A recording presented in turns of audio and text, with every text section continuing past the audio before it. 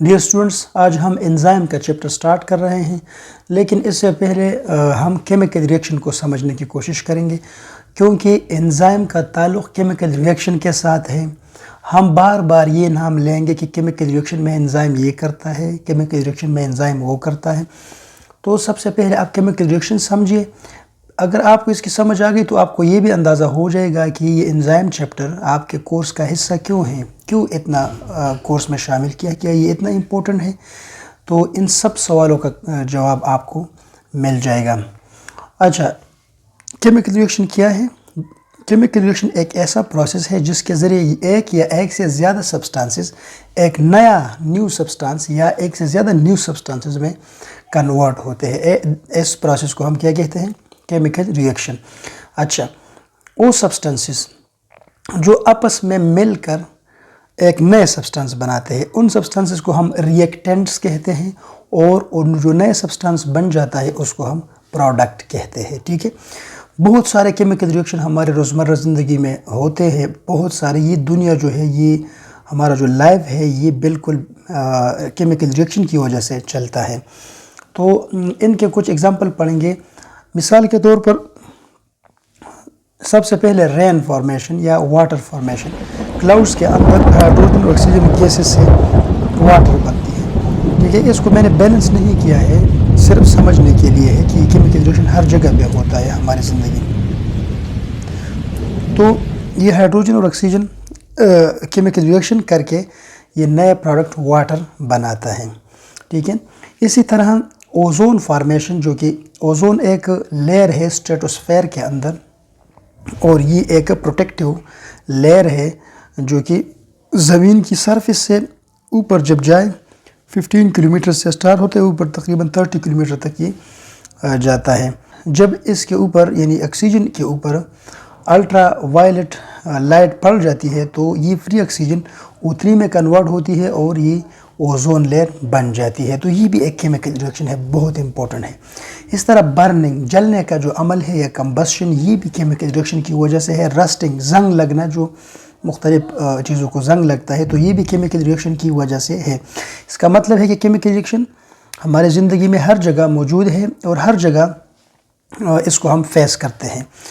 इसी तरह, जिस तक काफ़ी रिएक्शन का नाम मैंने लिया, इसी तरह मेटाबॉलिज्म भी केमिकल रिएक्शंस है। हमारे जिस्म के अंदर तमाम रिएक्शन या जितने भी रिएक्शन होते हैं उनको हम एक साथ मेटाबॉलिज्म कहते हैं। यानी sum of all chemical reactions that occur in living bodies is called a metabolism. Living bodies के अंदर जो केमिकल रिएक्शन होते हैं, इन सब को हम मेटाबॉलिज्म कहते हैं। तो ये हमने इसलिए डिस्कस किया ताकि आप ये समझे कि कितने ज़्यादा केमिकल रिएक्शन होते हैं। कुछ हमारे बॉडी से बाहर होते हैं, कुछ बॉडी के अंदर होते हैं। बॉडी के अंदर केमिकल रिएक्शंस को हम क्या कहते हैं? मेटाबॉलिज्म। अब ये मेटाबॉलिज्म, ये तो हमने समझा कि केमिकल रिएक्शन है, लेकिन इसके टाइप्स कितने हैं? तो इसके दो टाइप्स हैं, एक है एनाबॉलिज्म और दूसरा है कैटाबॉलिज्म। एनाबॉलिज्म भी केमिकल रिएक्शन है और कैटाबॉलिज्म भी केमिकल रिएक्शन है, क्योंकि ये मेटाबॉलिज्म के टाइप्स है और मेटाबॉलिज्म अज खुद केमिकल रिएक्शन है। अच्छा, एनाबॉलिज्म क्या है? एनाबॉलिज्म एक ऐसा मेटाबॉलिक एक्टिविटी है या एक ऐसा केमिकल रिएक्शन है, या सिंपली, बहुत सिंपली अगर हम कहें तो एनाबॉलिज्म एक ऐसा रिएक्शन है जिसके ज़रिए स्मॉल मॉलिक्यूल्स कंबाइन होते हैं और लार्ज मॉलिक्यूल बनाते हैं। बहुत आसान है। और फॉर एग्जांपल फोटोसिंथेसिस।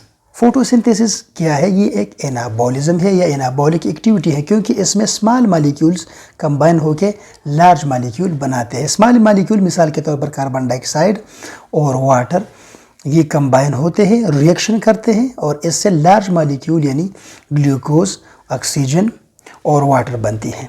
तो ये एक एनाबॉलिज्म है, एक एनाबॉलिक एक्टिविटी है, क्योंकि इसमें स्मॉल मॉलिक्यूल्स कंबाइन होकर लार्ज मॉलिक्यूल बनाते हैं और ये लाइट की मौजूदगी में होता है। ये सिर्फ हमने समझने के लिए, ये पूरा रिएक्शन हमने नहीं लिखा है। अच्छा, इसके बाद प्रोटीन सिंथेसिस भी एक एनाबॉलिक एक्टिविटी है, क्योंकि इसमें अमाइनो एसिड कंबाइन होते हैं और इससे पॉलीपेप्टाइड चेन बनता है, वाटर इससे रिमूव होती है, तो इसमें भी पॉलीपेप्टाइड चेन या प्रोटीन बनती है, सिंथेसिस होती है। ये भी एक एनाबॉलिक एक्टिविटी है, एनाबॉलिज्म है। इसी तरह आरएनए सिंथेसिस, डीएनए सिंथेसिस, ग्लूकोन्यूजेनेसिस एक प्रोसेस है। ग्लाइकोजेनेसिस है, ये आप हायर लेवल पे पढ़ेंगे, यूरिया साइकिल है, लाइपोजेनेसिस है। ये तमाम रिएक्शन जो हमने लिखे हैं ये एनाबॉलिज्म है या एनाबॉलिक एक्टिविटीज़ है। इन तमाम रिएक्शन के अंदर स्मॉल मॉलिक्यूल से लार्ज मॉलिक्यूल बनते हैं, ठीक है। लेकिन हमने फोकस सिर्फ फोटोसिंथेसिस पे करना है क्योंकि बाकी कोर्स का हिस्सा नहीं है, लेकिन ये इसलिए मैं आपको पढ़ा रहा हूँ ताकि आपका कंसेप्ट ये बन जाए, आपका बेस बन जाए। अच्छा, कैटाबॉलिज्म क्या है? कैटाबॉलिज्म भी एक मेटाबॉलिक एक्टिविटी है या एक केमिकल रिएक्शन है जिसके ज़रिए लार्ज मॉलिक्यूल के ब्रेकडाउन होते हैं, जिससे स्मॉल मॉलिक्यूल बनते हैं। यहाँ पे स्मॉल मॉलिक्यूल से लार्ज बनते थे, यहाँ पे लार्ज स्मॉल बनते हैं, यानी एक दूसरे के ये अपोजिट है। फॉर एग्जांपल रेस्पिरेशन आपके बुक में दिया है। रेस्पिरेशन में जो है ग्लूकोज एक लार्ज मॉलिक्यूल है, ऑक्सीजन की मौजूदगी में इसकी ब्रेकडाउन होती है, इससे कार्बन डाइऑक्साइड, वाटर और एनर्जी इससे रिलीज होती है। तो ये एक क्या है? ये एक कैटाबॉलिज्म है या एक कैटाबॉलिक एक्टिविटी है। इसके अलावा और भी बहुत सारे कैटाबॉलिक एक्टिविटी बॉडीज़ के अंदर होती है। मिसाल के तौर पर प्रोटीन कैटाबॉलिज्म, प्रोटीन के ब्रेकडाउन, जिससे क्या बनता है? प्रोटीन से स्मॉल पेप्टाइड अमीनो एसिड बनते हैं और उस small amino acid peptide chain जो होते हैं वो फिर आखिर में अमीनो एसिड में कन्वर्ट होते हैं। तो ये प्रोटीन लार्ज मॉलिक्यूल है, इससे स्मॉल मॉलिक्यूल बन गया, तो ये भी कैटाबॉलिक एक्टिविटी है या कैटाबॉलिज्म है। इस तरह glycolysis, digestion, beta oxidation, glycogenolysis, ये तमाम के तमाम कैटाबॉलिक एक्टिविटीज़ है, ठीक है। तो बॉडी के अंदर बहुत सारे कैटाबॉलिक एक्टिविटीज़ होती है। ये तमाम रिएक्शंस मैंने क्यों लिख लिए? ये तमाम रिएक्शन के एग्जांपल्स है। मैंने यहाँ पे केमिकल रिएक्शन लिखे, ये तमाम रिएक्शन के एग्जांपल है। और इन तमाम रिएक्शंस को करवाने में या इनको तेज़ करने में एंजाइम हेल्प करता है। इसलिए ये हम डिस्कस कर रहे हैं कि एंजाइम इतना ज़रूरी है कि हर जगह में बॉडी में ये एंजाइम काम आता है। अच्छा, इसके बाद नेक्स्ट है हम मैमल सेल को थोड़ा डिस्कस करते हैं। ये एंजाइम की नेचर को हम डिस्कस करेंगे कि ये नेचर में प्रोटीन है। तो अगर हम एक मैमल सेल ले लें तो मैमल सेल के अंदर वाटर मौजूद होती है। कितना परसेंट वाटर मौजूद होती है मैमल सेल के अंदर? याद रखें तकरीबन 70% या इसके लगभग। कुछ सेल में ज़्यादा कम हो सकती है, ये एक एवरेज वैल्यू है, कांस्टेंट वैल्यू नहीं है, ठीक है। अच्छा, प्रोटीन कितना होता है? 18% होते हैं, ठीक है, या इसके लगभग। कार्ब्स या कार्बोहाइड्रेट 4% और लिपिड्स जो है ये तकरीबन 3% होते हैं। अब हमारा काम प्रोटीन से है क्योंकि एंजाइम नेचर में प्रोटीन है। प्रोटीन मुख्तलिफ टाइप के हमारे जिस्म के अंदर मौजूद होते हैं। मिसाल के तौर पर स्ट्रक्चरल प्रोटीन स्ट्रक्चर बनाता है। इसके एग्जाम्पल क्या है? कोलेजन और केराटिन, ये स्ट्रक्चरल प्रोटीन है, बॉडी के स्ट्रक्चर बनाते हैं। अंडरस्टैंड? इसके बाद है कंट्रैक्टाइल प्रोटीन जो कि बॉडी में कंट्रैक्शन के लिए इस्तेमाल होते हैं, एक्टिन मायोसिन मसल के अंदर होते हैं। इस तरह बॉडी के अंदर और भी प्रोटीन है जिसको हम कहते हैं ट्रांसपोर्ट प्रोटीन। ये इसका एग्जांपल हीमोग्लोबिन है जो कि हमारे ब्लड के अंदर मौजूद है, रेड ब्लड के अंदर, और ये ऑक्सीजन को कैरी करता है, ठीक है, ऑक्सीजन को अपने साथ घुमाता है। इसी तरह डिफेंस के लिए भी प्रोटीन मौजूद है जिनको हम कहते हैं इम्यूनोग्लोबिन, ये भी प्रोटीन है। इसी तरह हमारे बॉडी के अंदर हार्मोन्स मौजूद है, हार्मोन्स भी नेचर में प्रोटीन है। और हमारा मेन चीज़ जिसको हम डिस्कस करना चाहते हैं, एंजाइम भी हमारी बॉडी के अंदर मौजूद है। और एंजाइम क्या है? एंजाइम भी नेचर में प्रोटीन है। और हमारे बॉडी के अंदर तकरीबन 2% एंजाइम्स मौजूद है। बहुत ज़्यादा है इसकी परसेंटेज, क्योंकि मैंने आपको बताया बॉडी के अंदर, सेल के अंदर बहुत सारे रिएक्शंस होते हैं। इन तमाम रिएक्शंस के लिए एंजाइम दरकार होते हैं। अंडरस्टैंड? अच्छा, अब हम एंजाइम की डेफिनेशन डिस्कस करते हैं। एंजाइम का डेफिनेशन तो आपने बहुत दफ़ा बहुत जगहों में देखा सुना होगा, लेकिन आज इसकी कंसेप्ट हम क्लियर करने की कोशिश करेंगे। सो डियर स्टूडेंट्स, एंजाइम ये बायोलॉजिकल कैटलिस्ट है जो कि इंक्रीज़ करता है केमिकल रिएक्शन का स्पीड, और ये ख़ुद इसमें इस्तेमाल नहीं होते, ख़ुद वही के वही निकलते हैं, लेकिन केमिकल रिएक्शन का स्पीड जो है ये बढ़ा देता है। ये एंजाइम का डेफिनेशन है। अब एंजाइम बायोलॉजिकल कैटलिस्ट है। कैटलिस्ट क्या चीज़ होता है? कैटलिस्ट क्यों इनको कहते हैं? कैटलिस्ट का दो मीनिंग हम लेते हैं। कैटलिस्ट का एक मीनिंग है इनिशिएट और स्टिमुलेट। ये एक प्रोसेस को या रिएक्शन को स्टार्ट करता है या इनिशिएट करता है, ठीक है। इनिशिएट का मतलब क्या? मुहर्रिक करना, हरकत में लाना या स्टार्ट करना। इसी तरह इन कैटलिस्ट का दूसरा मीनिंग हम एक्सेलरेट भी लेते हैं। एक्सेलरेट को हम अमल अंगेज़ कहते हैं। अंगेज़ फ़ारसी ज़बान का लफ्ज़ है, इसका मतलब है तेज़ करने वाला। तो ये कैटलिस्ट का दूसरा मीनिंग है तेज़ करने वाला। तो ये रिएक्शन को तेज़ कर देते हैं। इसलिए एंजाइम को हम बायोलॉजिकल कैटलिस्ट कहते हैं, क्योंकि बायोलॉजी में ये रिएक्शन को तेज़ करते हैं या रिएक्शन को स्टार्ट करते हैं। दोनों मीनिंग आप इससे ले सकते हैं। अच्छा, ये क्या करता है? Increase speed of chemical reaction करता है। ठीक, केमिकल रिएक्शन का स्पीड इंक्रीज करता है और ख़ुद इसमें इस्तेमाल नहीं होता, without being used itself. Dear students, enzyme का जो लफ्ज़ है ये सबसे पहले एक जर्मन फिजियोलॉजिस्ट है जिसका नाम है विल्हेम क्यून। इसको विल्हेम क्यून भी कहते हैं और विलियम क्यून भी कहते हैं। 1878 में यूज़ किया था। मैंने पहले बताया एंजाइम नेचर में प्रोटीन है। इसके अलावा एंजाइम का फंक्शन क्या है, एंजाइम क्या काम करते हैं, ये भी ज़रूरी है बहुत ज़्यादा। एंजाइम क्या करता है? Increase speed of reaction. Speed of reaction को इंक्रीज करता है, यानी रिएक्शन को तेज़ कर देता है। एक्टिवेशन एनर्जी को कम करता है। एक्टिवेशन एनर्जी वो एनर्जी है जो रिएक्शन स्टार्ट करने के लिए दरकार होती है। एंजाइम इस एनर्जी को कम कर देता है।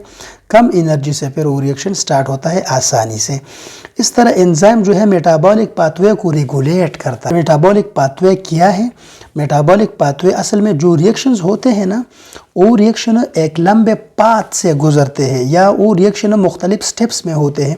उन स्टेप को या उन सीरीज़ ऑफ इवेंट्स को हम बायोलॉजी में मेटाबॉलिक पाथवे कहते हैं।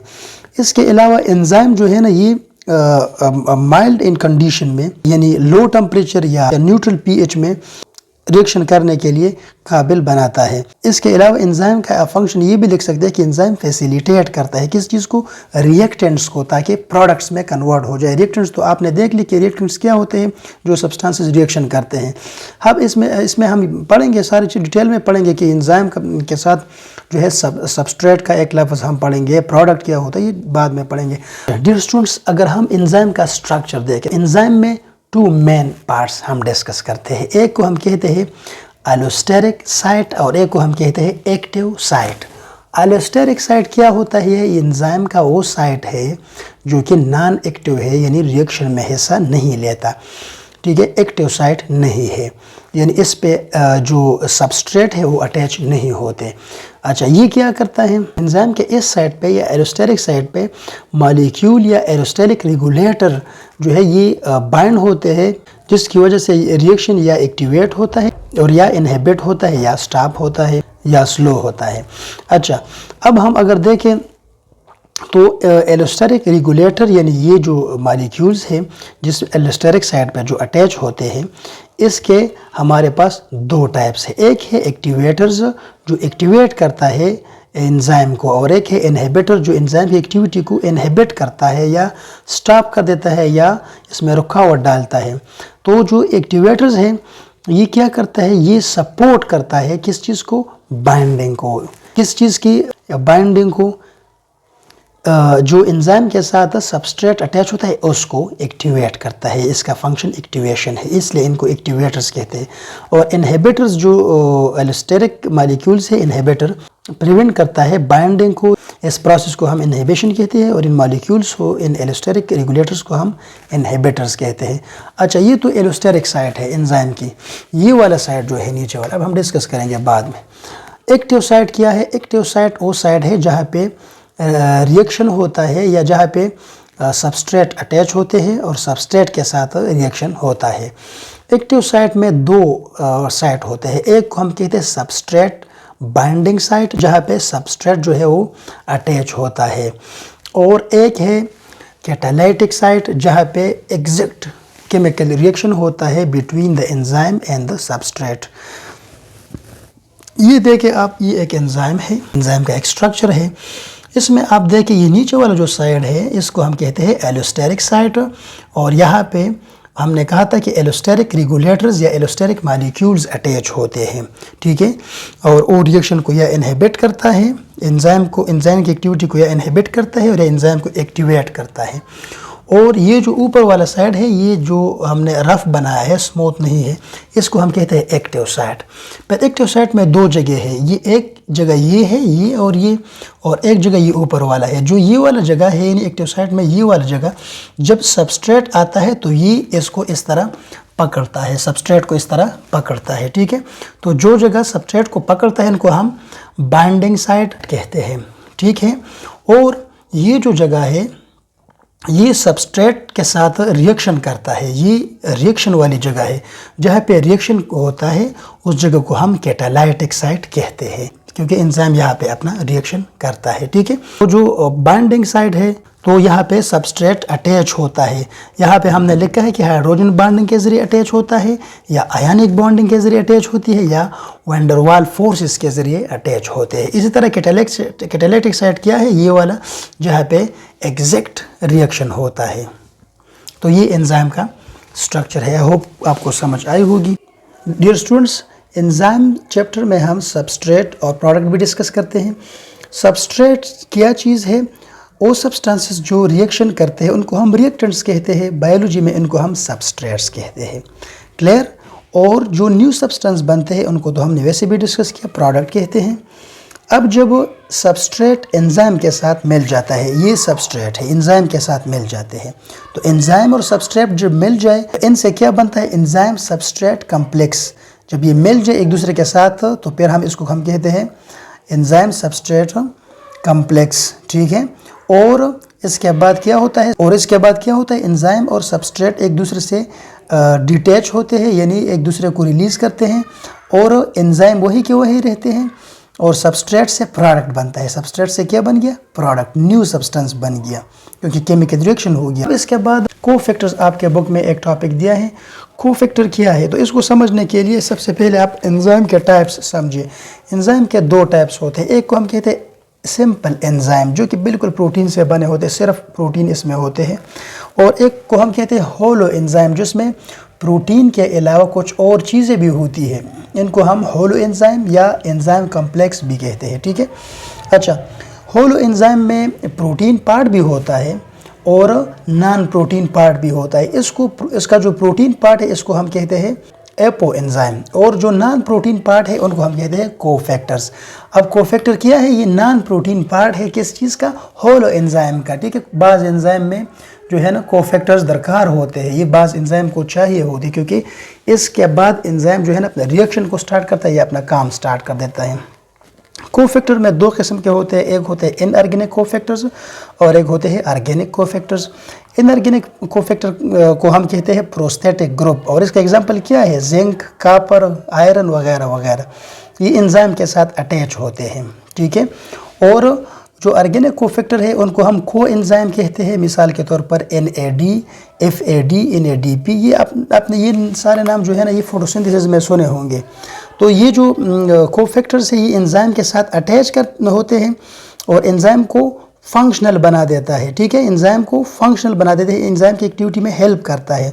प्रोस्थेटिक ग्रुप इस तरह अटैच होता है एंजाइम के साथ, या को एंजाइम जो है ना ये अटैच होता है एंजाइम के साथ और एंजाइम को फंक्शनल बना देता है। हमने एक और भी चीज़ डिस्कस की थी, एलोस्टेरिक मॉलिक्यूल्स या एलोस्टेरिक ग्रुप, वो भी एंजाइम के साथ अटैच होते हैं, लेकिन उनका काम क्या होता है? या तो एंजाइम की एक्टिविटी को इनहिबिट करता है या एक्टिवेट करता है। ठीक है, और ये जो हमने पढ़े ये कोफैक्टर्स है। बाकी लेक्चर्स में हम इंशाल्लाह एंजाइम का चैप्टर जो है ना पूरा ख़त्म करेंगे। Dear students, characteristics of enzymes discuss करेंगे। इससे पहले हमने एंजाइम के मुतालिक इम्पोर्टेंट टॉपिक्स एक वीडियो में डिस्कस किए। आप वो वीडियो हमारे यूट्यूब चैनल और फेसबुक पेज दोनों पर देख सकते हैं। सबसे पहले कैरेक्टरिस्टिक हम नेचर डिस्कस करेंगे।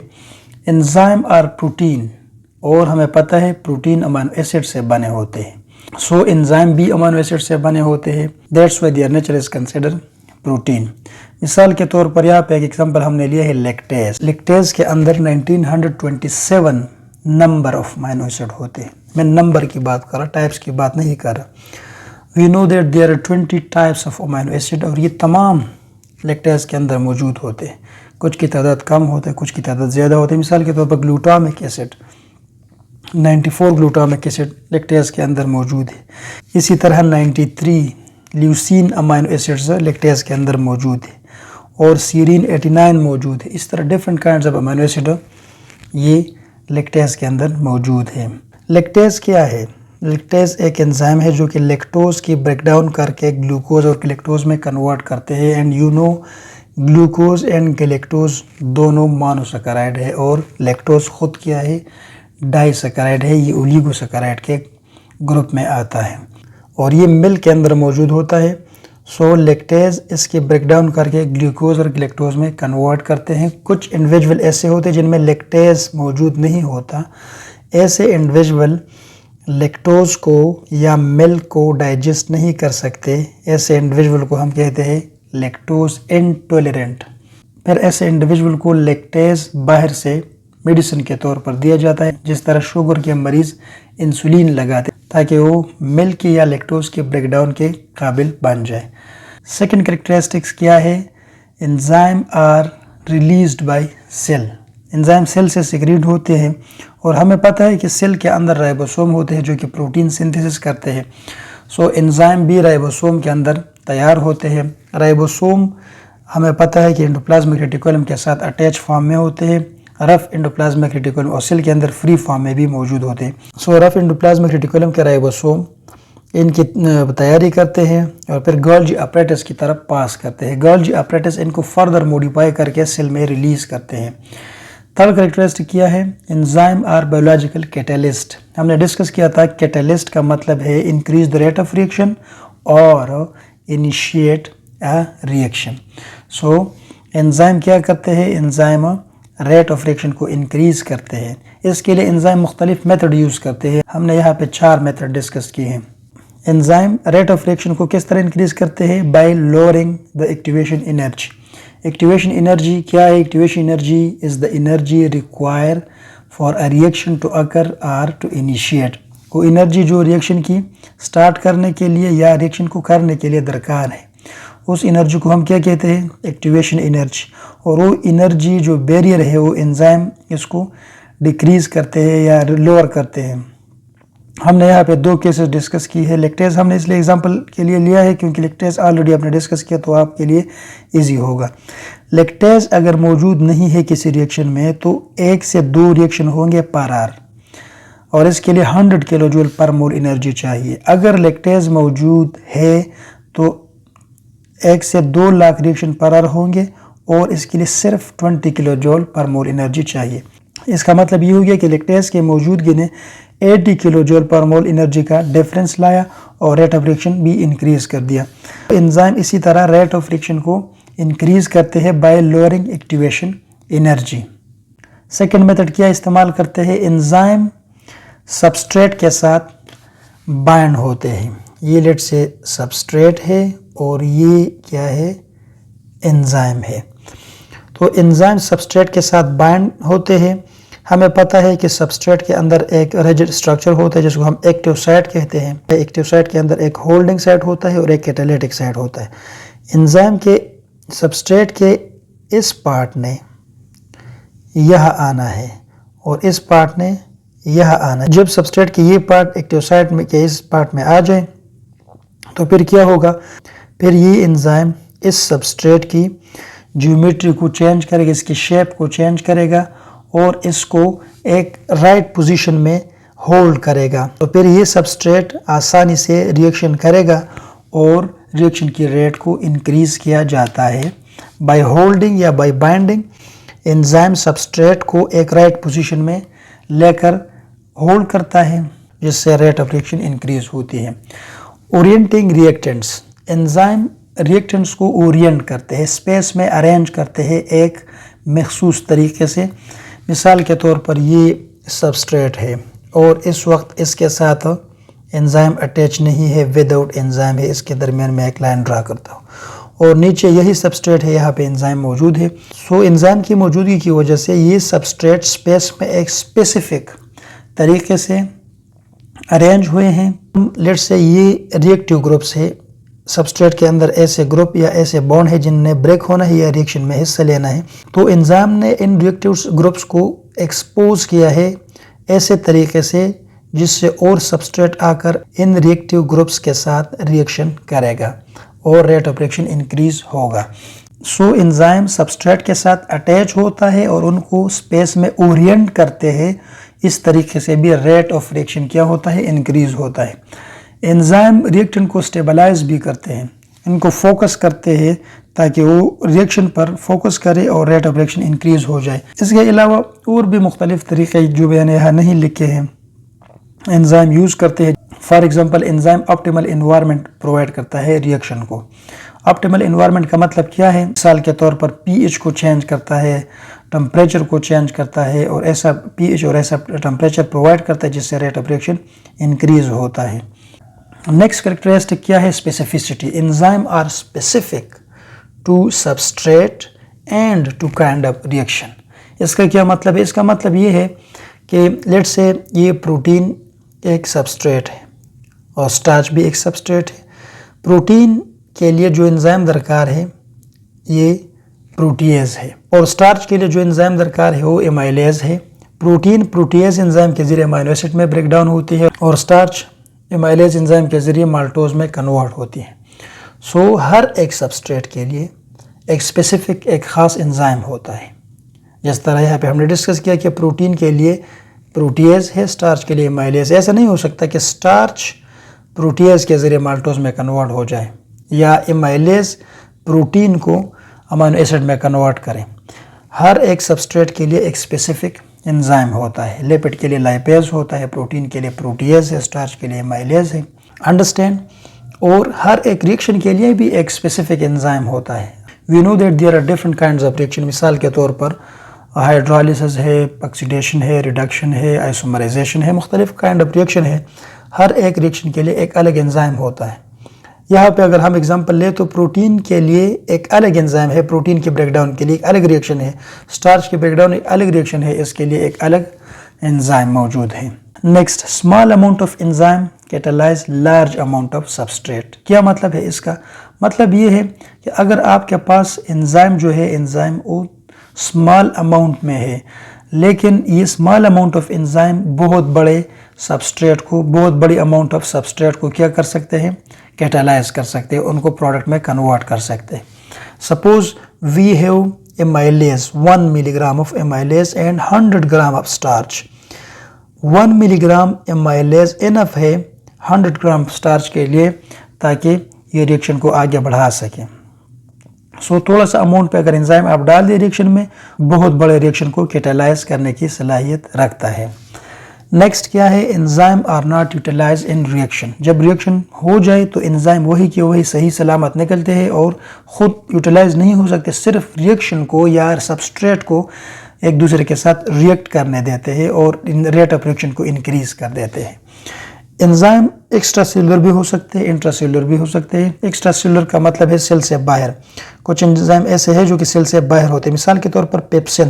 पेप्सिन स्टमक के अंदर मौजूद है, ये स्टमक के चीफ सेल से रिलीज होते हैं और पेप्सिनोजन की शक्ल में रिलीज होते हैं। पेप्सिनोजन जब इस सेल के साथ कांटेक्ट में आ जाता है तो ये पेप्सिन में कन्वर्ट होते हैं और पेप्सिन प्रोटीन के ब्रेक डाउन करता है। इसी तरह सेल के अंदर जो एंजाइम मौजूद है उनको हम इंट्रासेलुलर एंजाइम कहते हैं। मिसाल के तौर पर एटीपी सिंथेसिस, अल्डोलेज। एटीपी सिंथेसिस क्या करते हैं? एटीपी सिंथेसिस एटीपी सिंथेसिस में रोल प्ले करता है। नेक्स्ट क्या है? The product of one enzyme can be the substrate of other enzyme. इसका क्या मतलब है? इसका मतलब ये है अगर आपके पास एक एंजाइम है, लेट्स से यहाँ पे हमने ग्लाइकोलिसिस एग्जाम्पल के तौर पर लिया है। ग्लाइकोलिसिस में मुख्तलिफ स्टेप्स होते हैं। ग्लाइकोलिसिस में क्या होता है? ग्लूकोज की ब्रेकडाउन होती है पायरुवेट मॉलिक्यूल्स में। यहाँ पे हमने चंद स्टेप्स लिए हैं ग्लाइकोलिसिस के। ग्लाइकोलिसिस के पहले स्टेप में ग्लूकोज मॉलिक्यूल ग्लूकोज 6 फॉस्फेट में कन्वर्ट होते हैं with the help of hexokinase enzyme. यानी हेक्सोकाइनेज एंजाइम का रिएक्टेंट या सबस्ट्रेट ग्लूकोज है और इसका प्रोडक्ट ग्लूकोज 6 फॉस्फेट है। ये प्रोडक्ट जो कि हेक्सोकाइनेज एंजाइम का प्रोडक्ट है, ये फास्फोग्लूकोआइसोमरेज एंजाइम का सबस्ट्रेट या रिएक्टेंट है। फास्फोग्लूकोआइसोमरेज एंजाइम ग्लूकोज 6 फॉस्फेट को फ्रक्टोज 6 फॉस्फेट में कन्वर्ट करता है। तो इस एंजाइम का ये प्रोडक्ट है, ये इस एंजाइम का प्रोडक्ट इस एंजाइम का क्या है? सबस्ट्रेट है। तो एक एंजाइम का प्रोडक्ट दूसरे एंजाइम का सबस्ट्रेट भी हो सकता है। इसी तरह इस एंजाइम का प्रोडक्ट ये है फ्रक्टोज 6 फॉस्फेट और ये अल्डोलेज का क्या है? सबस्ट्रेट है। तो एक एंजाइम का प्रोडक्ट दूसरे एंजाइम का सबस्ट्रेट भी हो सकता है। अल्डोलेज एंजाइम का प्रोडक्ट क्या है? फ्रक्टोज 1,6 बाइफॉस्फेट और ये नेक्स्ट एंजाइम का क्या होगा? सबस्ट्रेट होगा। सो एक एंजाइम का प्रोडक्ट दूसरे एंजाइम का रिएक्टेंट या सबस्ट्रेट भी हो सकता है। Some enzymes require cofactors. Cofactors क्या है? Cofactor is atom, group of atom or ions or molecule which attach to the active site of enzyme and make them functional. इस पे हमारा एक पूरा वीडियो मौजूद है, आप वो देख सकते हैं. सो कोफैक्टर्स एंजाइम के साथ अटैच होते हैं और एंजाइम को फंक्शनल बना देता है. ऐसे एंजाइम जिनमें कोफैक्टर मौजूद होता है उनको हम होलो एंजाइम या कंजुगेट एंजाइम कहते हैं. Some enzyme need allosteric molecules. Allosteric molecule भी हमने डिस्कस किए थे. ये नॉन एक्टिव साइट पे अटैच होते हैं और कोफैक्टर एक्टिव साइट पे अटैच होते हैं. सो कुछ एंजाइम को एलोस्टेरिक मॉलिक्यूल यानी एक्टिवेटर की जरूरत होती है. एलोस्टेरिक मॉलिक्यूल में दो किस्म के होते हैं, इनहिबिटर्स और एक्टिवेटर्स. नेक्स्ट क्या है, एंजाइम क्या करता है. एंजाइम सबस्ट्रेट के अंदर जिस बॉन्ड ने ब्रेक होना है या रिएक्शन करना है उस बॉन्ड को इस तरह खींचता है. जब इसको स्ट्रेच करे, खींच दे, तो फिर आसानी से ये बॉन्ड अवेलेबल हो जाता है किसके लिए, अदर सबस्ट्रेट के लिए या रिएक्टेंट के लिए, और इनके साथ रिएक्शन करते हैं और इस तरह रेट ऑफ रिएक्शन इंक्रीज की जाती है. Dear students, mechanism of enzyme action या mode of enzyme action discuss करते हैं. मोड ऑफ एंजाइम एक्शन के ऊपर टू मॉडल्स अवेलेबल है, टू हाइपोथेसिस है which explain how enzymes work. इसमें फर्स्ट मॉडल है लॉक एंड की हाइपोथेसिस या lock and key model. Lock and key hypothesis was proposed by Emil Fischer in 1894. Emil Fischer is a German chemist. According to Locke and Key hypothesis, enzyme Locke की तरह है and substrate Key की तरह है. इसका statement देख ले तो आपको आसानी से समझ आ जाएंगी. Substrate molecule has a specific geometry or shape which fits in the rigid structure या active site of enzyme, just a key fits in the lock.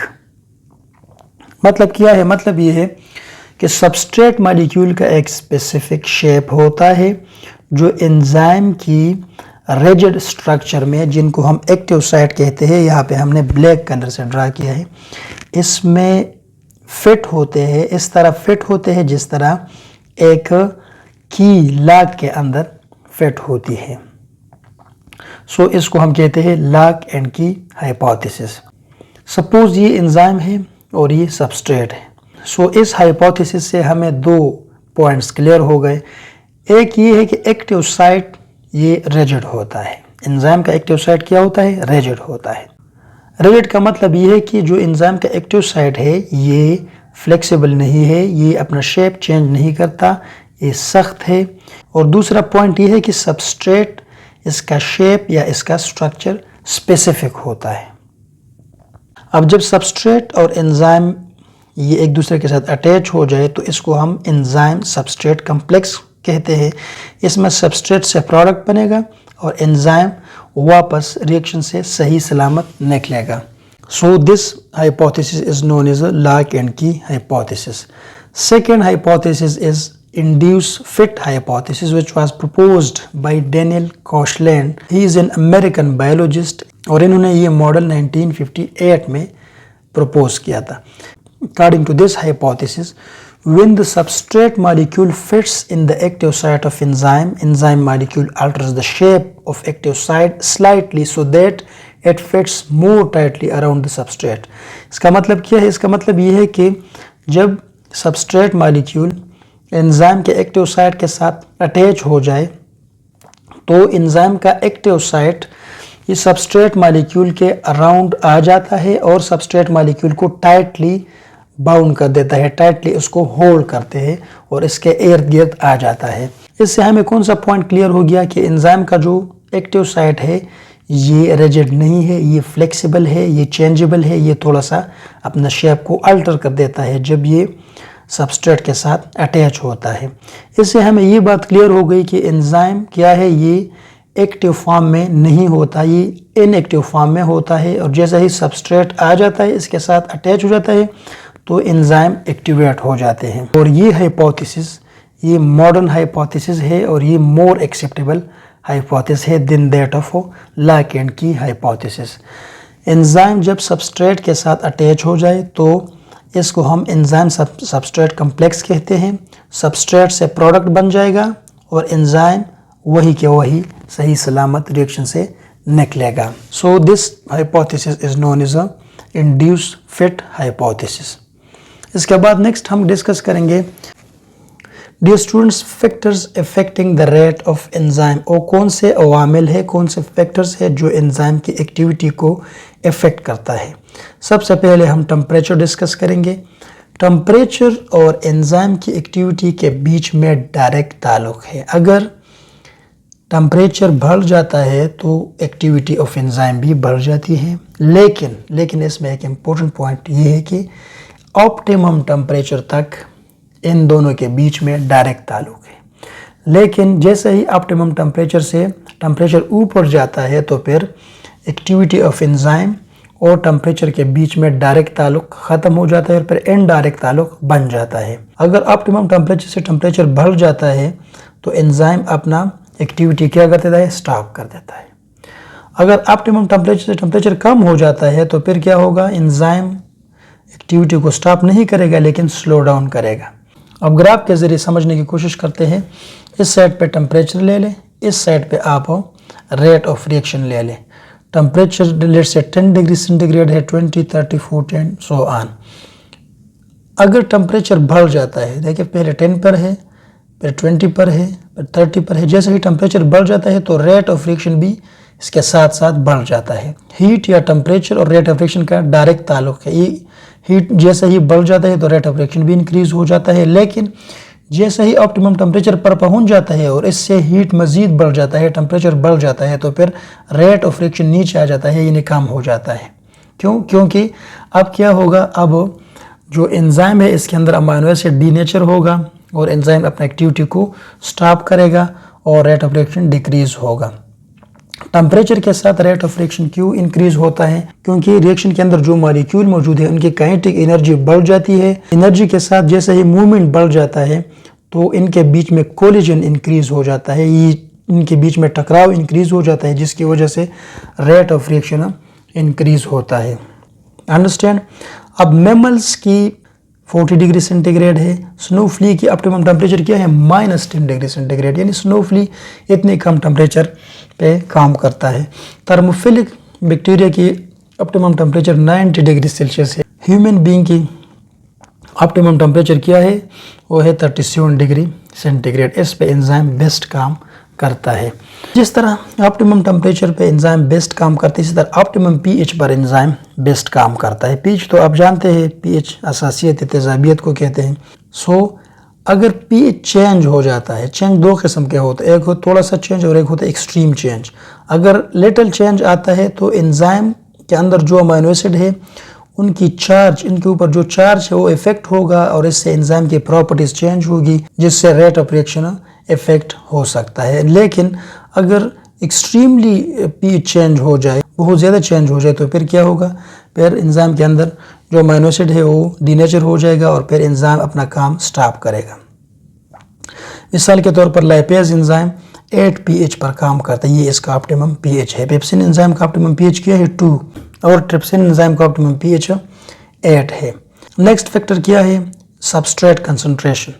Substrate concentration अगर ज़्यादा हो जाता है, मोर सबस्ट्रेट है, तो रिएक्शन फास्टर होगा। लेकिन अगर बहुत ज़्यादा हो जाए तो फिर सैचुरेशन पॉइंट बन जाता है, फिर एंजाइम का जो एक्टिव साइट है उस पर रश ज़्यादा होगी सबस्ट्रेट की। तो जब रश ज़्यादा होता है तो जो पीछे वाले सबस्ट्रेट उनको मौका नहीं मिलेगा कि वो एंजाइम के एक्टिव साइट के साथ अटैच हो जाए और एंजाइम अपना काम कर सके। सो अगर सबस्ट्रेट की कंसंट्रेशन बहुत ज़्यादा हो जाता है तो फिर सैचुरेशन बनने की वजह से रेट ऑफ रिएक्शन इंक्रीज नहीं होता। नेक्स्ट फैक्टर है एंजाइम कंसंट्रेशन। अगर एंजाइम कंसंट्रेशन बढ़ जाता है, रेट जो है, रेट एंजाइम कंसंट्रेशन के साथ डायरेक्ट ताल्लुक होगा। जितना एंजाइम आप ज़्यादा डालें इतना ज़्यादा तेज़ रिएक्शन होगा, लेकिन इसके लिए भी एक रेंज है, जिससे अगर आप एंजाइम की कंसंट्रेशन बढ़ा देता है तो फिर रेट ऑफ रिएक्शन इंक्रीज नहीं होगा। So these are the factors that affect the rate of enzymes. Dear students, आखिर में कुछ फूड्स डिस्कस करते हैं जिसमें एंजाइम या इनके प्रिकर्सर्स मौजूद है। सबसे पहले फ्रूट्स में अगर देखें तो पाइन एप्पल के अंदर ब्रोमिलेन एक एंजाइम है जो कि प्रोटीन को पेप्टाइड चेन में कन्वर्ट करते हैं। इस तरह बनाना के अंदर एमाइलेज मौजूद है और आपको एमाइलेज का पता है कि स्टार्च को माल्टोज में कन्वर्ट करते हैं। इस तरह स्ट्रॉबेरीज ब्लूबेरीज, ब्लैकबेरीज वगैरह में मैंगनीज़ मौजूद है और ये एक एंजाइम एक्टिवेटर है, एंजाइम के साथ अटैच होता है, इनको फंक्शनल बना देता है और ये विटामिन सी, थायमीन, बायोटीन वगैरह में इनके सिंथेसिस में भी अपना रोल प्ले करता है। इस तरह वेजिटेबल में पोटैटो के अंदर एमाइलेज मौजूद है और आपको पता है एमाइलेज का काम किया है कार्बोहाइड्रेट के ब्रेकडाउन, खासकर स्टार्च की। हनी के अंदर डायस्टेज मौजूद है, इनका काम भी कार्बोहाइड्रेट की ब्रेकडाउन है। डेयरी में अगर आप देखें तो मिल्क के अंदर ऑक्सीडोरिडक्टेज मौजूद है और ये मिल्क की प्रिजर्वेशन में या मिल्क को प्रिजर्व करने में हेल्प करता है।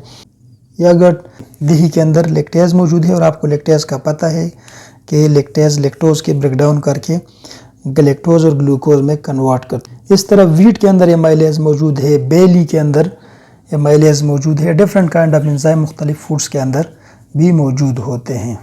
एंजाइम के बारे में आपने एक इम्पोर्टेंट एक्सप्रेशन सुना होगा, विदाउट देम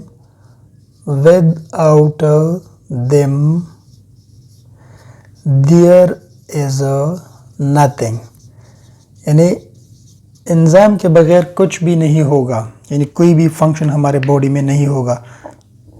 डाइजेशन नहीं होगा अगर एंजाइम मौजूद नहीं है, डाइजेस्टिव एंजाइम अगर मौजूद नहीं, डाइजेशन नहीं होता तो बॉडी में एनर्जी नहीं आएगी, ठीक है, क्योंकि एनर्जी डाइजेशन के बाद फूड से आती है और फिर सेलुलर रेस्पिरेशन के ज़रिए ये एनर्जी एटीपी की शक्ल में आ जाती है। तो इस तरह और भी सारे भी इंपॉर्टेंट जो बॉडी में रिएक्शंस है इनके लिए एंजाइम ज़रूरी है। तो एंजाइम के बगैर हमारी लाइफ, हमारी ज़िंदगी नहीं होगी, क्योंकि जो कार्बोहाइड्रेट है इनके ब्रेकडाउन के लिए बहुत ज़्यादा एनर्जी चाहिए, या और मॉलिक्यूल्स है प्रोटीन, इनके लिए बहुत बड़ी अमाउंट में एनर्जी चाहिए, हीट चाहिए। लेकिन अगर एंजाइम मौजूद है तो बॉडी के अंदर जो नॉर्मल टेम्परेचर है 37 डिग्री सेंटीग्रेड, इस नॉर्मल टेम्परेचर पर भी ये ब्रेकडाउन ऑफ कार्बोहाइड्रेट, प्रोटीन वगैरह आसानी से कर सकते हैं। आई होप आपको एंजाइम यूनिट की समझ आई होगी। अगर फिर भी कोई कन्फ्यूजन है तो कमेंट सेक्शन में आप पूछ सकते हैं। Thank you.